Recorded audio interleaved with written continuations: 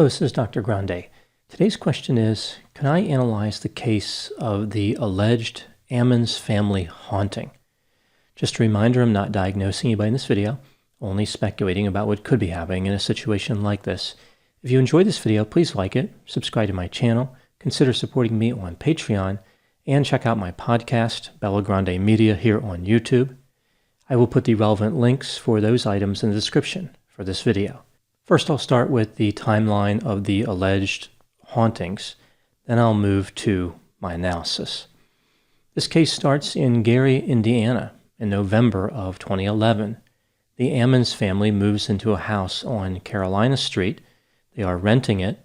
LaToya Ammons is there with her 3 children and her mother, Rosa Campbell. Starting in December, the family claims to make a number of unusual observations. Big black flies appear on their screened-in porch, unusual in cold weather. LaToya and Rosa would kill the flies every time they reappeared, but they kept returning. The family heard footsteps climbing the basement stairs, and the basement door was creaking. They could not find an obvious cause. They locked the door from the basement to the kitchen, but the sound persisted. Rosa woke up one night to find a shadowy figure walking in the living room. Upon closer examination, she found wet footprints on the floor. Now we move to March 10, 2012. It's 2 a.m. and the family is still awake because they are, along with a group of friends, mourning the recent death of a loved one.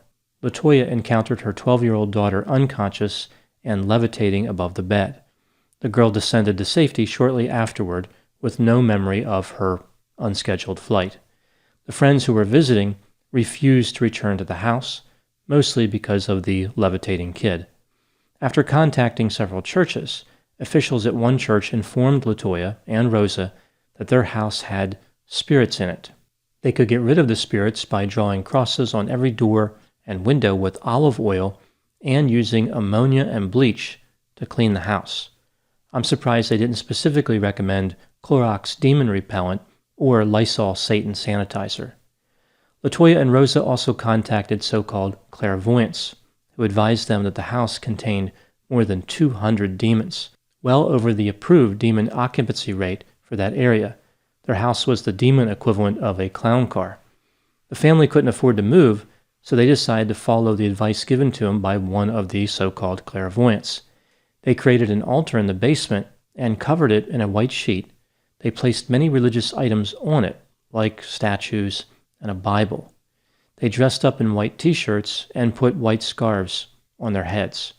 They burned sage and sulfur throughout the house. They could hardly breathe because the smoke was so thick. Everything was good at the house for 3 days, but then LaToya claims that demons possessed her children. The children, now ages 7, 9, and 12, started expressing evil smiles. Their voices became quite deep, and their eyes bulged out of their head. LaToya's 7-year-old boy would sit in a closet and talk to an invisible figure, and on one occasion launched out of the bathroom as if someone threw him. The 9-year-old boy talked about what it felt like to be murdered. The 12-year-old daughter struck her head on a headboard. She required stitches. Later she would tell a mental health clinician sometimes she felt like she was being held down and choked. Rosa Campbell claimed that she was born with a protection from evil, and that's why the demons could not get her. Evidently, LaToya was not as fortunate. She felt as though she was possessed. She felt lightheaded, warm, and weak. She knew it must be supernatural. Now moving to April 19, 2012, the family explained their situation to a physician who visited the house. It doesn't sound as though he was buying the supernatural explanation. In his notes, he wrote things like hallucinations, delusions of ghosts in home, and a history of ghosts at home. LaToya's 7-year-old son cursed at the physician. Then the boy was lifted and thrown into the wall with nobody touching him. Both her sons passed out. The physician had his staff call emergency services. LaToya's 2 sons were taken to the hospital. When the 9-year-old woke up, he was fine, but the 7-year-old was moving around violently and screaming. It took 5 men to hold him down. Around the same time this was happening, one of LaToya's neighbors reported her to the Department of Child Services, DCS. The The neighbor implied that Latoya was mentally ill, and she was encouraging her sons to pretend that they were possessed. A case manager named Valerie Washington was assigned to investigate. After being examined, all of Latoya's children were found to be healthy. They did not appear to be in any way abused. Latoya was found to be of sound mind after being examined by a mental health professional. When the caseworker was talking with the Ammons family, the 7-year-old boy started growling and his eyes rolled back in his head. He put his hands around his older brother's throat. In the evening, a nurse named Willie Lee Walker was getting ready to interview the 2 boys in a small exam room. So in the room it was Willie, the 2 boys, Rosa Campbell, and Valerie. The 7-year-old boy stared at his 9-year-old brother and began to growl, saying in a deep voice, "It's time to die. I will kill you." The 9-year-old attacked the 7-year-old. I guess this was preemptive. After this, the older brother manifested a weird grin and, while holding Rosa's hand, walked backwards up the wall to the ceiling, flipping over Rosa and landing on his feet. Valerie Washington ran out of the exam room in fear. Willie and Valerie told a physician about what happened. He was skeptical. He asked the boy to walk up the wall again. The boy said he did not remember doing that and was unable to walk up walls. When he tried, his feet didn't stick to the wall. The nurse, Willie Lee Walker, would later say he believed in demons and thought the boy's behavior had some demonic spirit to it. However, he also said that mental illness was the problem. The next day, the 7-year-old turned 8. It was his birthday. The family gathered at the hospital because he was still there.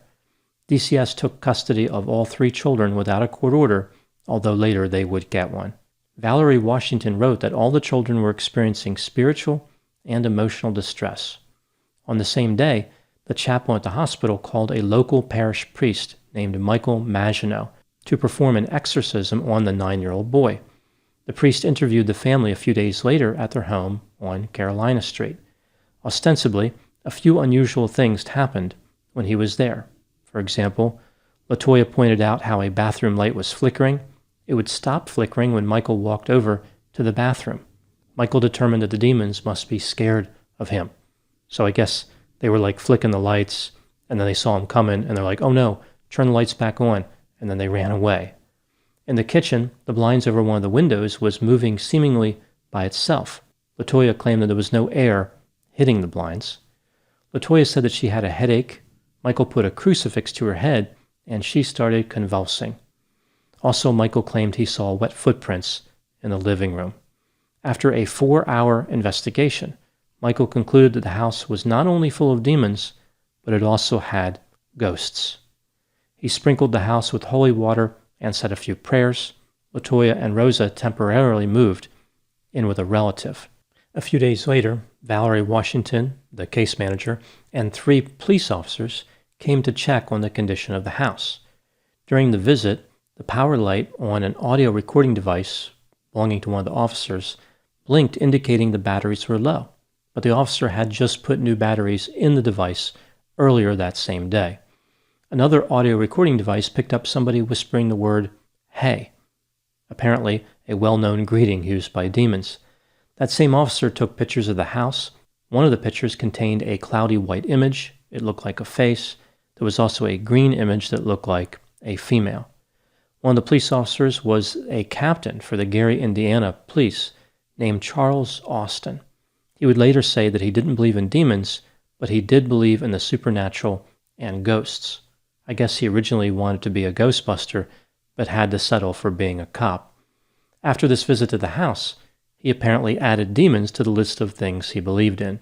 Here's what Charles reported. He took pictures with his iPhone. There were strange silhouettes and images in those pictures. He had trouble with his police radio on the drive home. His garage door would not open at his house, and his power seat motor on his 2005 Infiniti broke, moving back and forth by itself. The DCS investigation continued. The agency found that Latoya was not having her children attend school regularly, which replicated a finding from 2009. Latoya explained her actions by saying that sometimes the spirit would make the children sick, or they would be up all night without sleep, so she could not send them to school.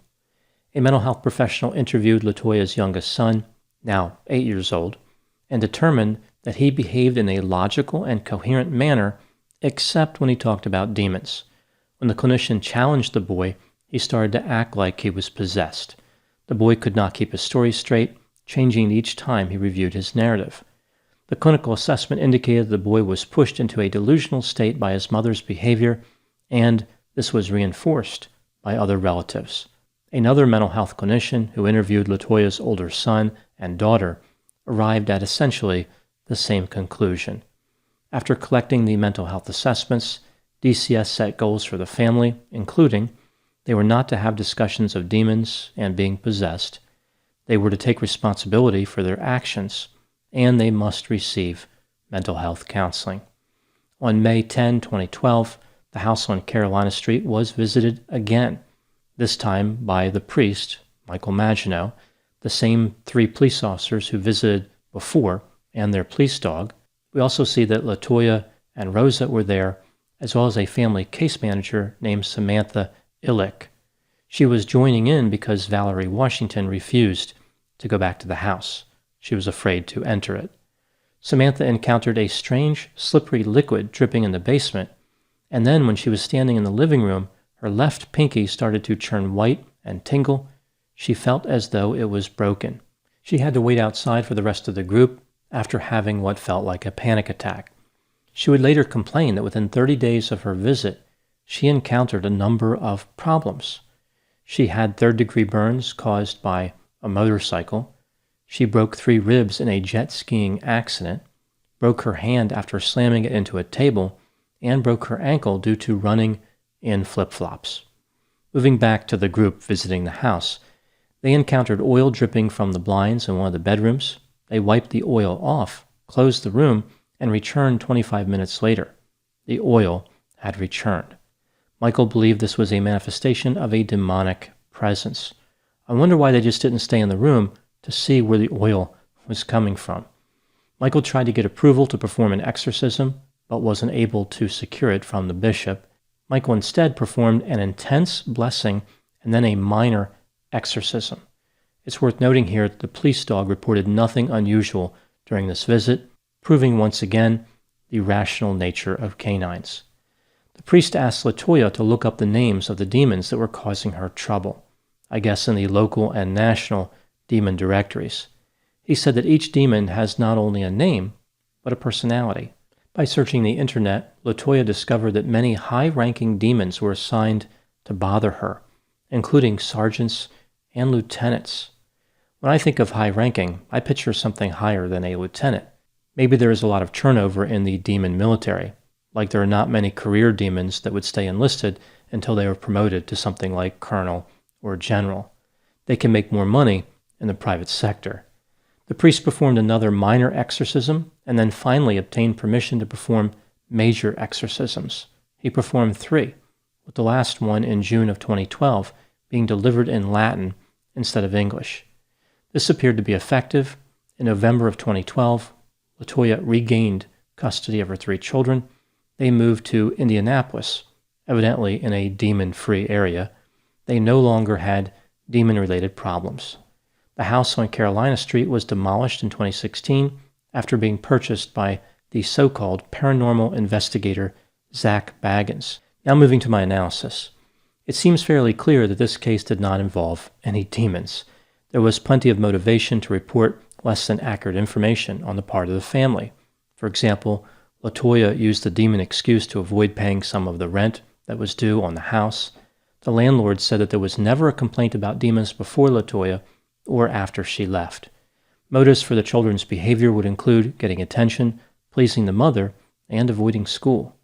I think this was a case where several people were tricked by LaToya Ammons and Rosa Campbell.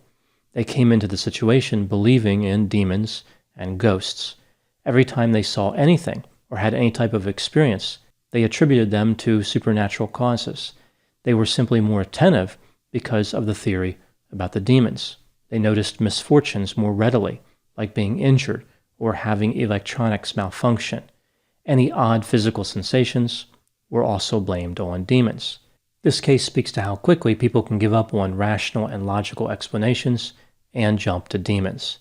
There is not one thing that happened in this case that cannot be explained rationally, including the boy walking on the wall. He was holding his grandmother's hand, which could be used for leverage. As far as the children's behavior, children are very susceptible to believing what parents tell them. Albert Ellis, the famous mental health theorist, would suggest that this was a fundamental source of irrational belief. People assume that their parents know what they're talking about, even if the evidence does not often support that conclusion. Children can be convinced to believe just about anything and will act in accordance with those beliefs. They can be very convincing to others. There may or may not be supernatural beings out there. There's no way to prove or disprove that. But in this case, it seems clear there is no supernatural explanation required. Now, moving to my final thoughts in this case, I can understand how some people may link particular observations to a supernatural cause, like hearing footsteps, seeing someone levitate, or seeing someone walk on the ceiling. But in this case, we see people saying that the failure of a power seat motor was caused by demons, or an injury sustained in a jet skiing accident was demon-related. With this type of thinking, what can't demons be blamed for? I worry this could lead to a new scam, demon insurance. The insurance company will pay for any demon-related claim as long as the insured can prove that demons were responsible, meaning there'll be a lot of premiums collected, but no claims ever paid. I could see an insurance agent saying, "I don't think demons caused your check engine light to come on. This seems more like a gremlin-related issue. Would you like gremlin insurance?" This could be just one more way insurance companies rip people off. Those are my thoughts on the case of the Ammons family. Please put any opinions and thoughts in the comment section. They always generate an interesting dialogue. As always, I hope you found my analysis of this topic to be informative. Thanks for watching.